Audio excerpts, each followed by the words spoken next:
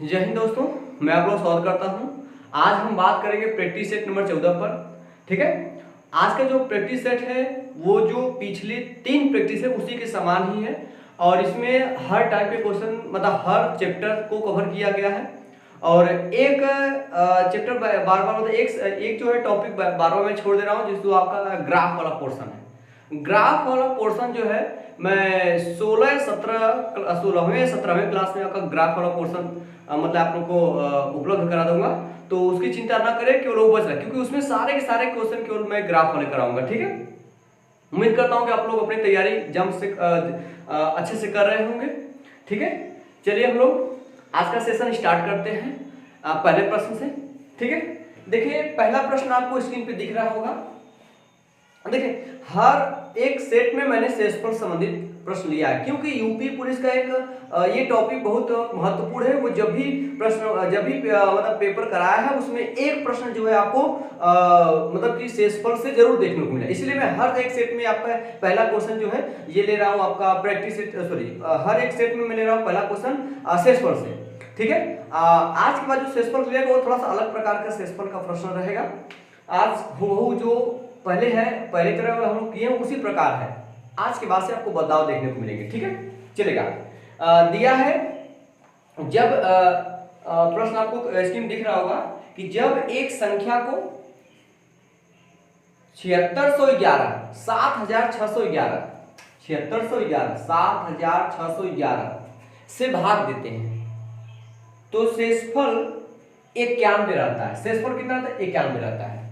अब क्या कर रहा है, आगे से लिखेगा और जब उसी संख्या को 59 से भाग दिया जाएगा शेषफल क्या होगा। मैंने आपको बार बताया कि आपको केवल शेषफल से मतलब होता है। ठीक है बेटा, जैसे मैं इससे किसी संख्या भाग दे रहा हूं, शेषफल कितना रहा? 91। उसी संख्या में यदि हम 59 से भाग देंगे तो शेषफल कितना आएगा? तो चेक करेंगे हम लोग 59 से क्या करेंगे, हम 59 से इसमें भाग देंगे।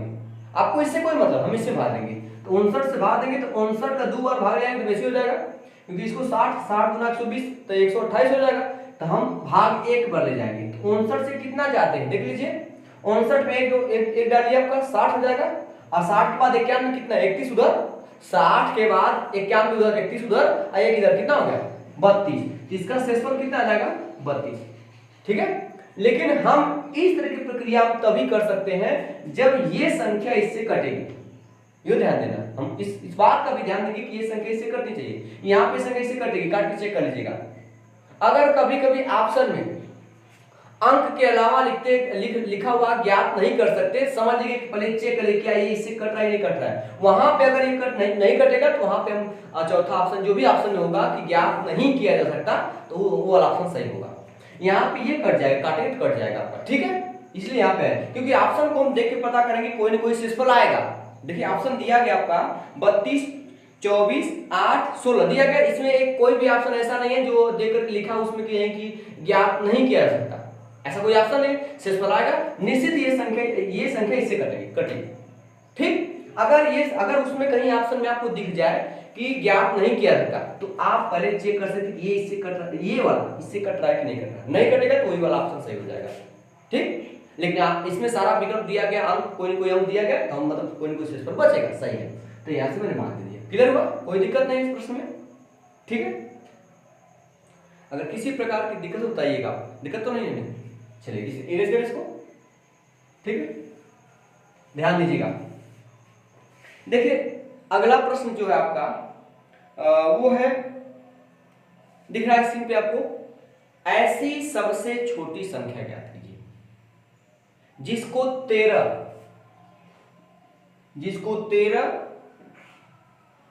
तथा 16 से विभाजित करने पर क्रमशः 2 और 5 शेष बचे। 2 और क्या 5, मतलब ऐसी एक संख्या ज्ञात कीजिए जिसको हम 13 से भाग दें, शेषफल कितना आना चाहिए 2, 16 से भाग दें, शेषफल कितना आना चाहिए 5। तो सबसे पहले पता है, देखिए इनके बीच अंतर कितना बेटा का, इनके बीच कितना का अंतर है 11 का अंतर है। तो छोटी से छोटी संख्या का मतलब हमें क्या निकालना होता है लस। अगर बड़ी से बड़ी संख्या करें तो हम क्या निकालते हैं मसद। यही पहचान है कि क्योंकि इसीलिए तो महत्तम समापवर्तक बोला जाता है ना, मसद हाईएस्ट कॉमन फैक्टर। ठीक है, अब ध्यान रखना इसमें 13 और 16 का हमको लसन निकालना है, ये बात बता देता। तो यहाँ पे चेक करेंगे दोनों का अंतर सेम है नहीं सेम है, ठीक है, अंतर सेम है, तो हम कहीं का लसन निकालेंगे। तो 13 किसी से कटने वाला है नहीं। जब मैंने आपको बताया था जब दो संख्याओं का आपका लसन निकालना हो, यदि एक संख्या किसी से नहीं कट रही है, अब आज संख्या है तो मुझे लसन निकालने की जरूरत नहीं है, केवल इनकी क्या कर देना, केवल गुणा कर देना है। 16 कट के क्या करेगा, 13 कटेगा ही नहीं, 13 गुणा करना पड़ेगा, तो गुणा डाय कर लीजिए। 13 और ठीक है, आ जाएगा 104, 13 सॉरी 13 संग 78, 78 को बेटा 8, सॉरी 13 78 को 8 हो जाएगा, हासिल आपका 7 हो गया, 13 कम 13, 13 7 20, ये हो गया। ये 208 एक ऐसी संख्या जो 13 से भी कटेगी और किससे, क्योंकि दोनों का मल्टीपल है ना, कटेगा नहीं कटेगा, इसका मतलब ये तो कट जाएगा, लेकिन इससे भाग देने पर आपको 2 बचना चाहिए, इससे भाग देने कितना चाहिए 5। ऐसा क्या, अगर 2 घटा देंगे तो कुछ और हो जाएगा, इसीलिए इन दोनों का अंतर निकालेंगे 11। अक्सर ऐसे प्रश्नों में अंतर आपको सेम देखने को मिलेगा। 11 क्या करें, इसमें से माइनस करेंगे, कितना हो जाएगा 197, सही है, ये हो जाएगा। समझ आप, चीजें क्लियर हो रही है। इसका सही जवाब आपका हो जाएगा विकल्प नंबर देख लीजिए आप, विकल्प नंबर बी आपका सही है, 197, सही है, दिक्कत तो नहीं होगा, ठीक है, चलेगा। अगर कोई भी दिक्कत हो रही है मुझे समझाने में, यदि आप समस्या आपको लग रहा है कि सर सही नहीं समझा पाते, एक बार जरूर आप कमेंट करके बताएं कि सर समझ नहीं आया, तो मैं दूसरा तरीका भी अपनाऊंगा, क्योंकि मैं बेहतर से बेहतर तरीका मतलब तरीके से बताने का प्रयास करता हूं अपने जाने में।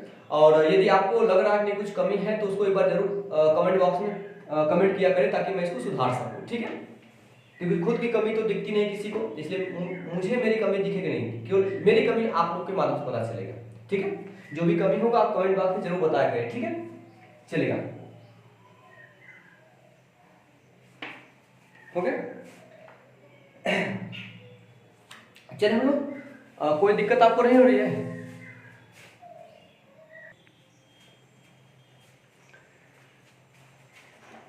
चलिए हम लोग अगले प्रश्न में आते हैं, ठीक है,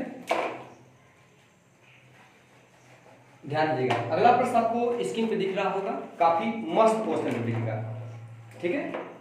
कह रहा है कि एक वस्तु को, दिख रहा है स्क्रीन पे आपको, एक वस्तु को 5115 रुपए पे बेचने से होने वाली हानि, मतलब 5115 रुपए पर बेचने से होने वाली हानि उसी वस्तु को 10,230 रुपए पर बेचने से प्राप्त लाभ का 65% है। वस्तु का क्रय मूल्य ज्ञात कीजिए। एक बार वस्तु को बेच रहा था, क्या हो रहा है, एक बार वस्तु बेच क्या रहा है, लाभ हो रहा है।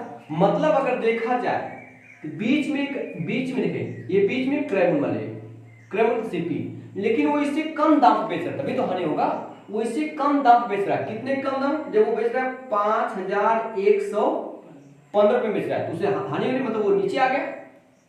एक बार वो इससे कितने में 10,230 रुपए बेच रहा है, 10,230 रुपए बेचने से क्या हो रहा है, फायदा हो रहा है, मतलब वो क्रय मूल्य से आगे चला गया। हम जब क्रय मूल्य से नीचे आते तभी तो हमें घाटा होता है, अब क्रय मूल्य से ऊपर जाते क्या होता है, फायदा होता है। तो ये जो प्राप्त हानि है वो लाभ का कितना परसेंट है, 65% है। लाभ का कितना परसेंट है, 65% है। 65% का मतलब अगर इसको 65/100 लिखेंगे, 65 13 से 5 13 कटेगा, 5 कटेगा, मैं 5 से काटूंगा क्योंकि मुझे 20 को भी नीचे 100 भी काटना है, ठीक है। तो इसको 65/100 लिखेंगे, 65 बटा का लिखेंगे 100, इसको 5 से काटेंगे तो 5 एकम 5, 5 के 15, 5 गुना के 10 हो गया 20, हो गया। मतलब कि ये हो गया हानि, ये क्या हो गया, लाभ। कह रहा ना कि किसी वस्तु को 5115 रुपए बेचने से होने वाली हानि उसी वस्तु को 10,230 रुपए पर बेचने से प्राप्त लाभ का, जिसके संग का की लगता वो नीचे होता है, तो प्राप्त लाभ ये क्या है, लाभ है। मतलब वो इससे आगे चला गया, प्लस कितना हो गया 20, और ये क्या हो गया हानि, ये माइनस कितना हो गया आपका 13। अगर यहां से हम यहां तक जाए कितना का अंतर हुआ, नहीं 7 का अंतर कैसे, पहले तो 13 जाएंगे प्लस 13, फिर आपको 20 कदम और जाना, तब आप पहुंचेंगे। कितना कदम पहुंचेंगे आप? 33। देख लीजिए ये 33 का मान है। अब ये यहां से हमको यहां जाना है, इसमें कितना जोड़ना पड़ेगा? देखिए लगभग 3 दूना दिख रहा है। देखिए ये 5115 है, 10230, 115 दूना दिख रहा है 230, अब 5 दूना दिख रहा है 10। इसका मतलब कितना है? दूना, मतलब इतना का अंतर, यहां से अंतर कितना है? 5100। ठीक, आप यहां से क्या करेंगे? आपको 13 यूनिट का मान निकालना, तब यहां पहुंचेंगे। इतना रुपये बेच रहा है तो उसे क्या हो रहा है? घाटा। आप 13 यूनिट का मान निकाल जोड़ देते, यहाँ पहुंच जाएगा, क्योंकि 13 कम है ना, 13 जोड़ देंगे यहाँ पहुंचे ना पहुंचेगा। तो हमें 1 यूनिट का मान निकालने के लिए इसे भाग देना पड़ेगा। तो ये 1 यूनिट का मान निकाल, नीचे क्या आएगा? 33। ये 1 यूनिट का मान। आपको कितने यूनिट का मान निकालना है? 13 का। 13 से गुणा कर देंगे बेटा, सुना, क्योंकि 13 यूनिट का मान निकाल तभी जोड़ेंगे आप ना। देखिए यहाँ से क्या होगा, इसको 33 किससे कटेगा? 11 से काटे, इसको 11 से काटे, 11 3 दिख रहा है बेटा, इसको 11 काटे, 11 चौक 44, कितना बचा बेटा आपका? 6 बचेगा। कितना बचेगा?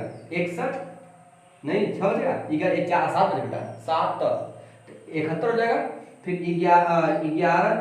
11 छक्का 66, 5 बचेगा, वो 5 आ जाएगा 55 हो जाएगा, 11 बचे 55। अभी नीचे 3 भी है और 13 भी है। फिर आप एक लाइन आप क्या करें, सॉरी 3 से काटिए, 3 एक कम दिख रहा, बचा 1, 3 बचे 15, फिर बचा 3 बचे, अब उड़ते 13। आप 13 गुणा करेंगे तो 13 का जो वैल्यू आएगा वो इसमें जोड़ेंगे। क्लियर हुआ? तो मैं जोड़ना, तो मैं लिख रहा हूँ पहले 5 1 1, इसमें 13 गुणा करें, 13 पंजे 65, 13 पंजे 65 और 65 5 70, बराबर क्या? 13 पच्चीस 65 को 5 है बेटा, और 13 पच्चीस 65 और 65 6 कितना रहेगा? 71 को 1 हासिल 7 जाएगा आपके आपका। फिर 13 कम 13 13 7 20, इनको क्या करेंगे? जोड़ देंगे। मेरी बात सुनिए, आपको कितना रहेगा? 5 5 10 और ये कितना रहेगा आपका? 1 1 2 1 3, यहाँ कितना रहेगा? 1 और 5 7, मतलब मैं 13 जोड़ दिया, यहाँ पहुंच गया आपका 31 30, ठीक है। इसका क्रम मूल्य क्या होगा? 7,130 रुपया। इसका सही जवाब देखिए आपका हो जाएगा विकल्प नंबर 4। आप चाहेंगे तो आप इसको न करके आप यहाँ देखिए 20 यूनिट का मान लेकर क्या कर दीजिए, आप घटा दीजिए, क्योंकि वापस क्रम मूल्य पे रहा। तो आप जैसे मैं 13 गुणा किया हूँ, 13 यूनिट निकाल, तो आप किसका गुणा कीजिए? 20 का। मेरी बात सुना रहा आपको, यहाँ मैं लिख रहा हूँ ये 1 यूनिट का मान 155, आप निकाल लीजिए 20 यूनिट का मान। 20 से क्या करेंगे? गुणा करेंगे, तो 2 गुणा के 2 पंजे 10 और 2 पंजे 10 1 11 हासिल है, 2 एकम 2 1 3 ये 0। 31 रुपये क्या करेंगे आप? पीछे आएंगे, तो जो आपका दिख रहा है 10 दिख रहा है, 10,230 दे रहा है, इसमें क्या घटाएंगे बेटा? 3100 घटाएंगे, यहाँ 0 यहाँ 3 हो जाएगा, 2 में ले 1 जाएगा 1, 10 में 3 जाएगा 7, देखिए तभी आएगा। चाहे यहां से चाहे वहां से आप कैसे ले सकते हैं। क्लियर हुआ? आप लोगों को दिक्कत नहीं हो रही है?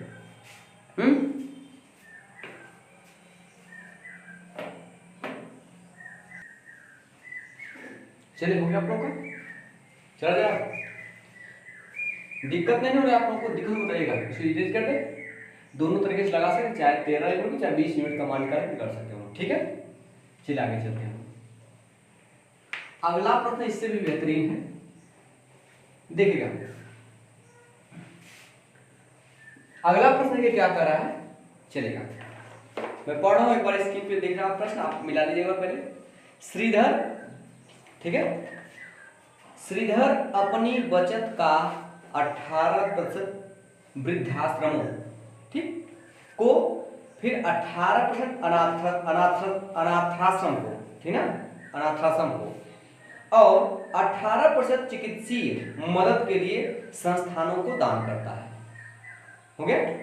बचत में से शेष राशि 92,9,200 रुपए को वो बैंक में जमा करता है, ठीक है। यदि श्रीधर के वेतन का 80% उसकी बचत राशि है, क्योंकि सारा काम तो बचत पे हो रहा है, जितना भी दान कर रहा है, चाहे वृद्धाश्रमों में दान कर रहा है, अनाथाश्रम में जहाँ पे वो दान कर रहा है, वो किसका दान कर रहा है?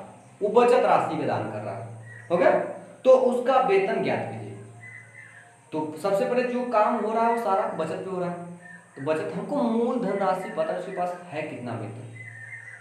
अगर वेतन मान लेंगे आप 100, मान लीजिए उसका वेतन कितना है 100, तो लास्ट में दिया गया लास्ट टाइप पढ़े, यदि श्रीधर के वेतन का 80% उसकी बचत है, 80% बचत है, तो 100 का 80% कितना होता है 80 ही होता है। 100 का 80% कितना होता है 80 ही तो होता है, सारा खेल 80 पर होगा। क्लियर? ये अब इसको बोलिए अवस्थित ध्यान दिए, ठीक है। आगे चलिए, श्रीधर अपनी बचत का जो है 18% वृद्धाश्रमों में दान करता है, तो 18% वो दान करते हैं वृद्धाश्रम में, वृद्धाश्रम में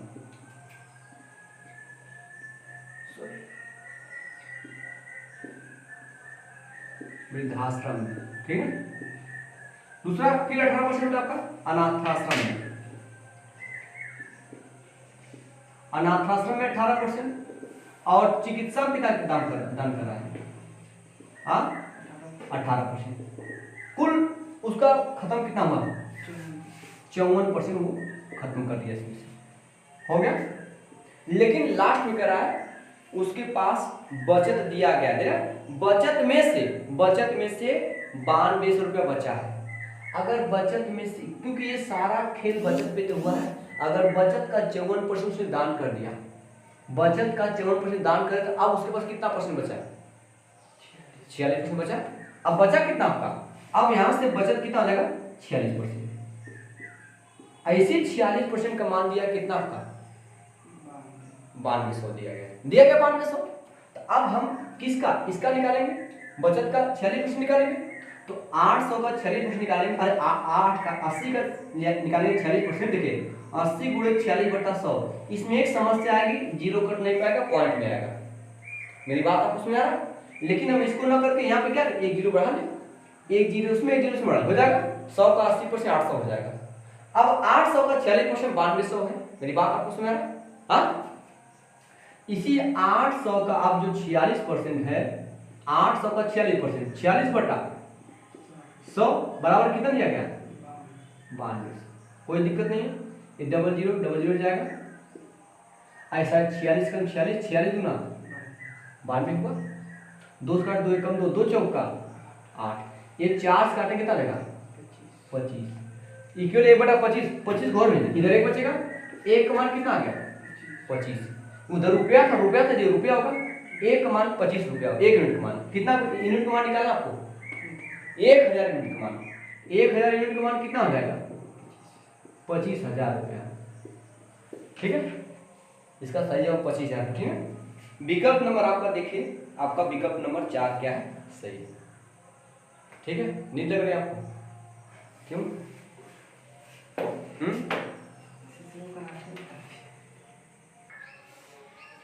चलिए हम लोग अगले प्रश्न पर आते हैं, ठीक है। इधर कर इसको, क्या गिरा भाई,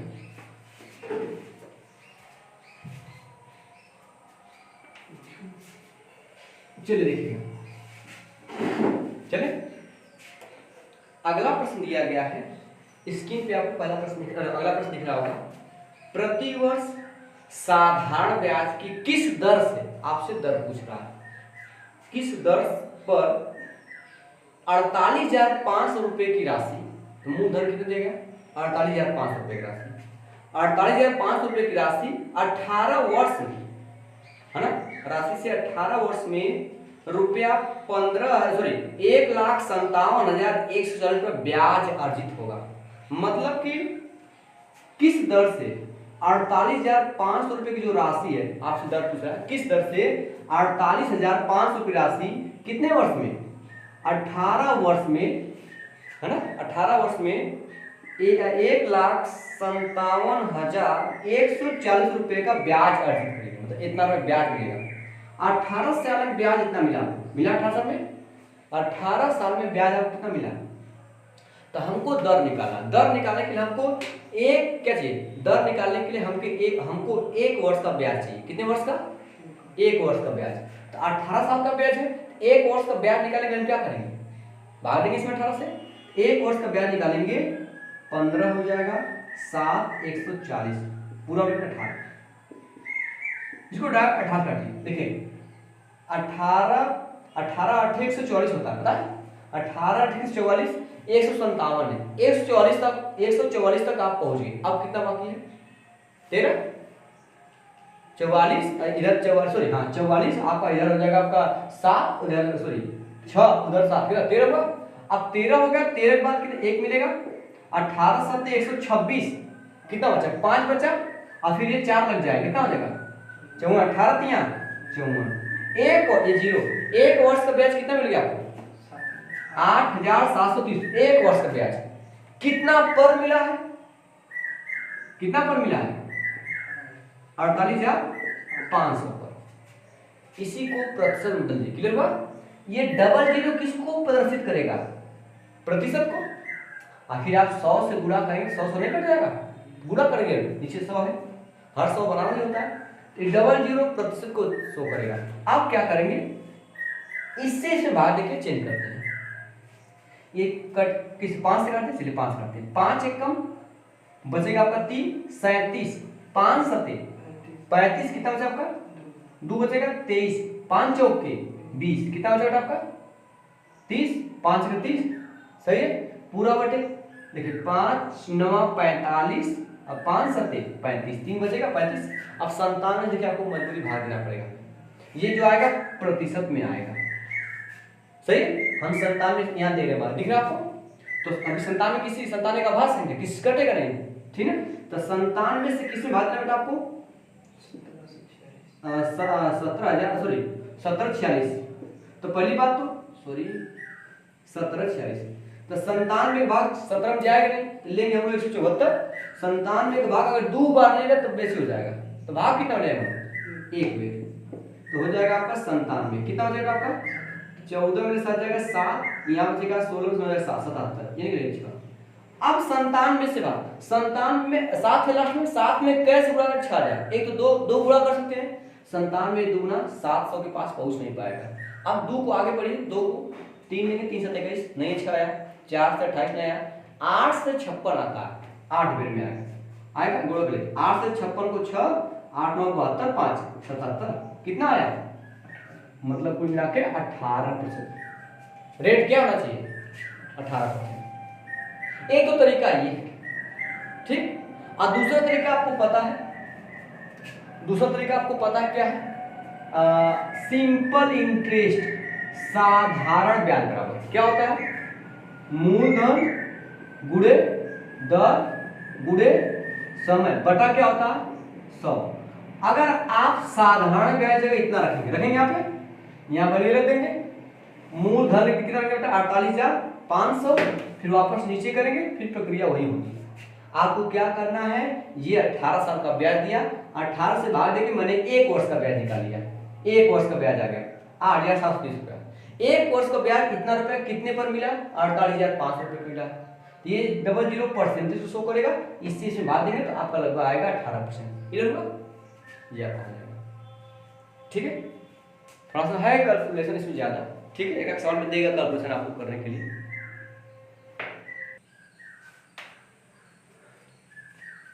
चलिए हम आगे आए,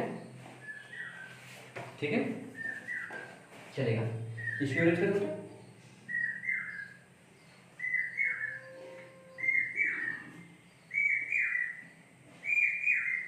चलिएगा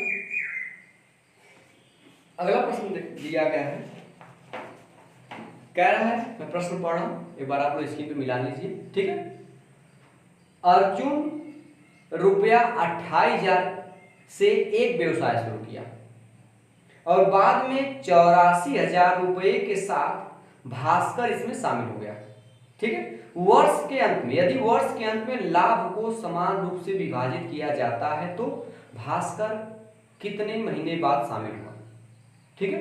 मैंने आपको एक कंसेप्ट कितनी बार हर लगभग प्रैक्टिस सेट में इस टाइप के क्वेश्चन आपको देखने को मिल रहे हैं कि यदि कोई अगर कोई व्यवसाय 2-3 लोग मिलकर स्टार्ट कर रहे हैं तो उसमें लाभ उसी अनुपात में बटेगा जिस अनुपात में क्या करेंगे, वो पैसा इन्वेस्ट करेंगे, पैसा लगाएंगे जितने समय के लिए, क्लियर बात। तो जो पहले आया अर्जुन 28,000 रुपये लेकर के आया, कितने महीने के लिए लगाया राशि? ये पूरे 12 महीने के लगाया। बाद में आता कौन है? बाद में कौन आता है? भास्कर। कितने हजार लेकर के? कहते हैं भाई हमको भी शामिल कर लो, हम 84,000 दे रहे हैं। ये 28 या 84 दुगना है, 28 लगभग 3 गुना है, ठीक है। और जब कुछ टाइम बाद आया है, अब कितने समय बाद वो पूछ रहा है, मान लीजिए x समय बाद आया है, तो x 12 में से x समय निकाल देंगे तो जो शेष समय बचेगा उस उतने समय के लिए पैसा लगाया होगा। तो 12 ये पूरा साल का 12 महीने है, लेकिन x महीने बाद आया हो, x समय बाद आया टाइम। अब जो है अभी इस अनुपात में दोनों का जो लाभ होगा, लाभ सेम होगा ना, दोनों का लाभ क्या करेंगे? सेम। देखिए ये 000 आपका कट जाएगा, ऐसे कटेगा। 28 से कम 28, 28 दिया, अब 3 से इसको काट दीजिए, 3 कम 3, 3 चौके, इधर 4 बच गया, उधर 12 माइनस x, x को उधर ले प्लस हो जाएगा, ये 4 हो जाएगा, घटेगा उधर, x इधर आएगा प्लस, 4 उधर जाएगा माइनस, तो x मान कितना आ जाएगा? 8। मतलब भास्कर कितने महीने बाद आया? 8 महीने बाद आया, ठीक है। इसका विकल्प नंबर आपका डी सही है, कोई दिक्कत क्या? सवाल अच्छा था। लगभग 2-3 सेट में इस प्रकार का मैं प्रश्न ले लिया हूं ताकि पेपर में आए तो आपसे प्रश्न इस प्रकार का छूटे नहीं, इसीलिए मैं एक प्रश्न का रिवाइज कर दे रहा हूं सेट में, ठीक है। चलेगा? इसको इरेज कर बेटा, चलेगा। अगले हम लोग सवाल पर आते हैं, अगले प्रश्न पर। देखिए प्रश्न आपको स्क्रीन पे दिख रहा होगा। श्रुति, संदीप, अमित साझेदारी करते हैं, मतलब कोई काम स्टार्ट करते हैं। कौन कौन है? एक श्रुति है, यस आर में इसका नाम, श्रुति। इसके बाद आपके आए संदीप, यस लिख रहा हूं मैं। इसके बाद आपके आएंगे अमित, ए लिख रहा हूं। तीनों श्रुति, संदीप, अमित एक काम साझेदारी में स्टार्ट करते हैं, ठीक है। श्रुति पूरी पूंजी का 1/3, पूरी पूंजी का 1/3 योगदान देती है, मतलब टोटल जो जितनी भी पूंजी है उसका 1/3 अकेले कौन दे रहा है? श्रुति दे रही है। जबकि संदीप उतना ही योगदान देता है जितनी श्रुति और अमित मिलकर करते हैं। हो गया? आगे चलते हैं। यदि वर्ष के अंत में लाभ, ठीक है, 1,20,000 है तो अमित को कितना धन प्राप्त होगा? ठीक चलेगा। सबसे पहले देखिए, श्रुति टोटल धन का 1/3 दे रही है। अगर जो भी राशि होगा, अगर उसका 1/3 निकालेंगे तो वो 3 से कट जाएगा, अच्छा रहेगा। यहाँ पे जो भी राशि रहेगी, जो भी राशि मानेंगे, अगर x मानेंगे तो श्रुति का x/3 होगा। जब बटा हो जाए थोड़ा सा दिक्कत होती है कैलकुलेशन करने में, इसलिए हम क्या मानेंगे बेटा? 3 का मल्टीपल, 3 मानेंगे, 6 मानेंगे बेटर रहेगा। 3 का मल्टीपल मानेंगे 6। तो मान लो टोटल जो धनराशि है, कुल धनराशि वो कितनी है? 6 है। अगर 6 का 1/3 निकालेंगे, 1/3 तो कितना आएगा? 2 आएगा। मतलब श्रुति कितना हिस्सा दी? 2। यहां तक कोई दिक्कत है बेटा? आपको समझ नहीं है? श्रुति 2। फिर कह रहा है जबकि संदीप उतना ही योगदान देता है जितना श्रुति और अमित मिलकर करते हैं।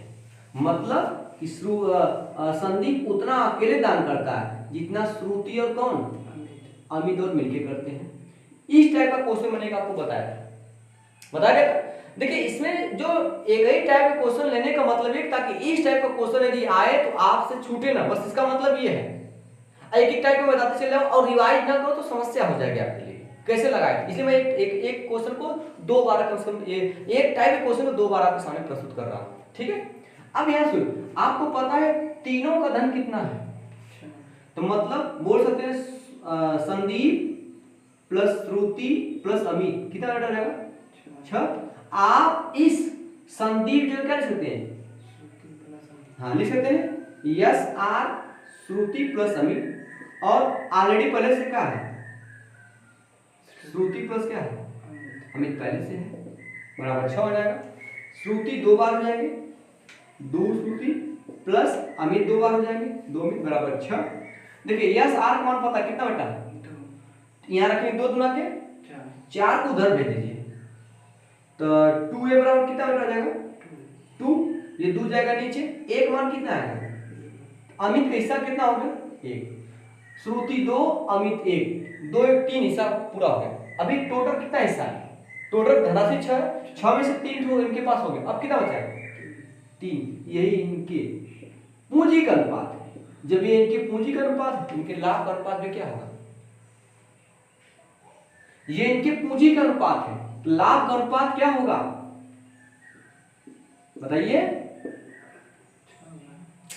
नहीं बात समझ रहे। मैं आपको कितनी बार बताया कि जो अनुपात पूंजी का होगा वही अनुपात क्या होगा? लाभ का होगा। नहीं समझ इस बात? क्या नहीं समझ रही आप? क्या इसमें आपको समस्या किसी नहीं समझ आ रही? जो लाभ का हाँ, तो जैसे मैंने आपको क्या बताया कि आप मान लीजिए 3 लोग ने कोई व्यवसाय शुरू किया, आप उसमें 1 लाख रुपया लगाते हैं, कोई व्यक्ति 50,000 रुपया लगाता है, कोई 25,000। तो जब लास्ट सब ने समान समय के लगाया, 1 साल के लिए फायदा भर, तो पैसा कितनी ज्यादा मिली? तो वह सुगत का क्या था कि जिस अनुपात में आप पूंजी लगाएंगे उसी अनुपात में क्या मिलेगा? लाभ मिलेगा।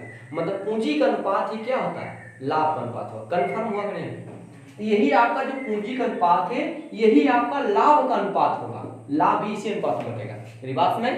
सबसे ज्यादा पैसा लगाए संदीप, तो सबसे ज्यादा इसको मिलेगा। लेकिन आपको किसका हिस्सा पूछ रहा है? टोटल धन है। आपसे पूछ रहा है कि कुल अंत में लाभ जो है 1,20,000। कुल लाभ कितना दिया गया? 1,20,000। ये कितने का मान दिया गया? सबको जोड़ दे, सबका मान दिया गया 2 3 5 1 6 का मान दिया गया है ना। आपको कितने का मान पूछ रहा है? आपसे पूछ रहा है, क्वेश्चन में कह रहा है कि अमित का हिस्सा कितना है। अमित कितना है? 1 गुणा कर दीजिए, 6 कम 6 6 गुणा के कितना हो जाएगा? 20,000। अमित का हिस्सा कितना है? अगर सुमित का पूछता तो यहाँ क्या करते हैं? 3 गुणा करते। मेरी बात समझे? इसका सही जवाब आपका विकल्प नंबर पहला है। आप कंफर्म होगा? इस टाइप क्वेश्चन हो जाएगा, आपको भी बोलते रहेगा। ठीक है, चलिए नोट कर लीजिए।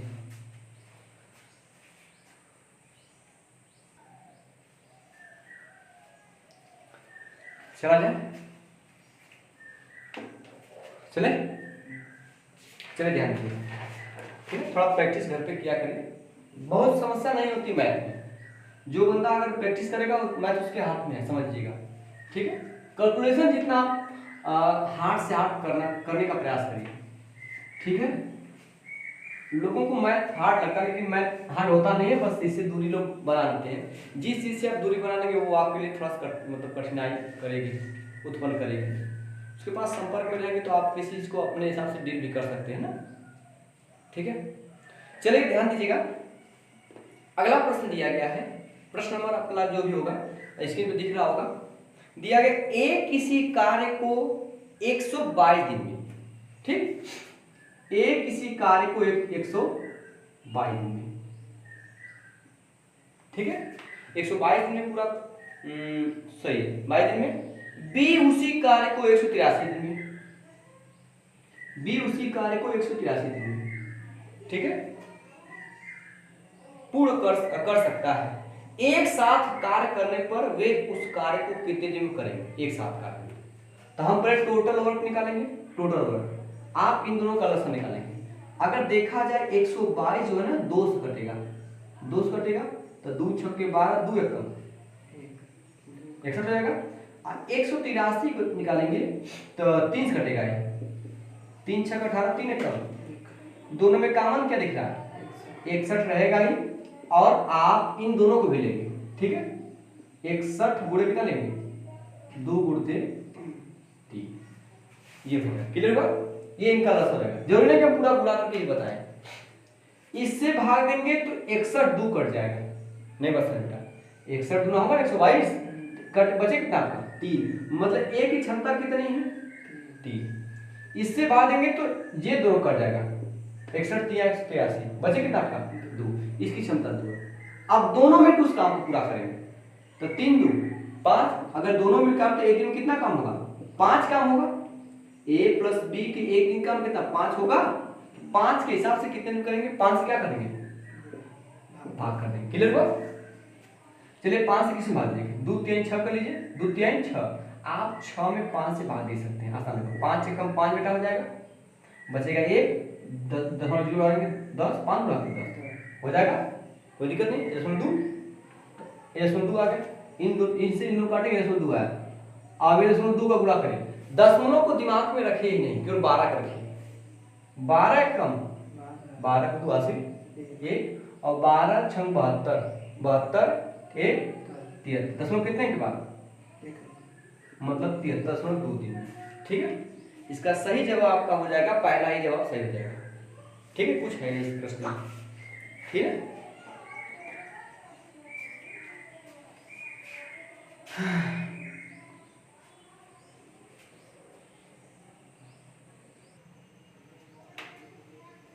चलिए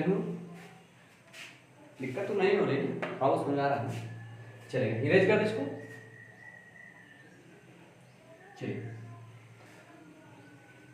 देखिए, अगला प्रश्न दिया गया है, यदि दो समबाहु त्रिभुज की भुजाओं का अनुपात 3 समने 2 है तो उनके क्षेत्रफल का अनुपात क्या कीजिए। दो समबाहु त्रिभुज, आपको पता होगा समबाहु त्रिभुज होता क्या है, ऐसा त्रिभुज की सभी भुजाएं क्या हो बराबर, ऐसा त्रिभुज की सभी भुजाएं बराबर।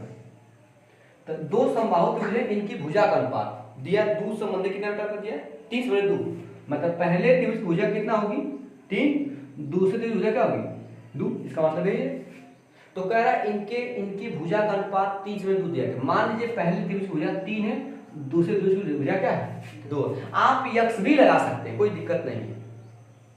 तो इनके क्षेत्रफल का अनुपात, इसका मतलब पहले त्रिभुज का क्षेत्रफल, पहले त्रिभुज का क्षेत्रफल बटा क्या हो जाएगा दूसरे त्रिभुज क्षेत्रफल, दूसरे त्रिभुज का क्षेत्रफल। अब आप समस्या आती है, क्या आपको पता है समबाहु त्रिभुज का क्षेत्रफल फॉर्मूला क्या होता है।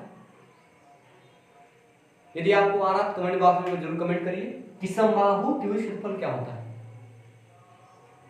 पता है। चलिए, इसका क्षेत्रफल होता है √3/, देखिए मैं लिख दे रहा हूं यहाँ पे √3/4 भुजा स्क्वायर, ए मान लीजिए तो ए स्क्वायर जाएगा, क्लियर हुआ।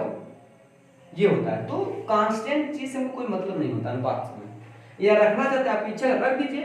तो आपको पता हो गया कि समबाहु त्रिभुज का क्षेत्रफल सूत्र क्या होता है, कड़ी 3/4 भुजा स्क्वायर। तो कड़ी में 3/4 भुजा स्क्वायर, तो पहले त्रिभुज भुजा क्या दिया गया, ना कि ये रख दें गड़बड़ हो जाएगा, जिस क्रम में क्रम को ध्यान देकर के 3 का स्क्वायर नीचे आएगा बेटा, दूसरे त्रिभुज क्षेत्रफल क्या होगा √3/4 रहेगा ही, नीचे क्या बेटा रहेगा भुजा स्क्वायर, मतलब क्या रहेगा 2 का स्क्वायर, ये रूट कर देगा सेम है, तो 3 का स्क्वायर कितना रहेगा 9, 2 का स्क्वायर 4 हो कितना गया 9 संबंधी 4, ये आपका अनुपात हो जाएगा, कोई दिक्कत नहीं है।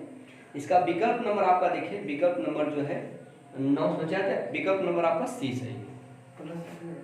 हाँ बेटा, नहीं ये प्लस नहीं गुणा है, प्लस नहीं गुणा है, कोई दिक्कत नहीं है, समझा नहीं, ठीक, नोट कर लीजिए इसको।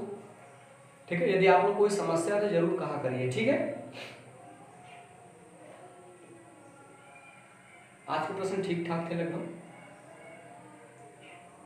ठीक है।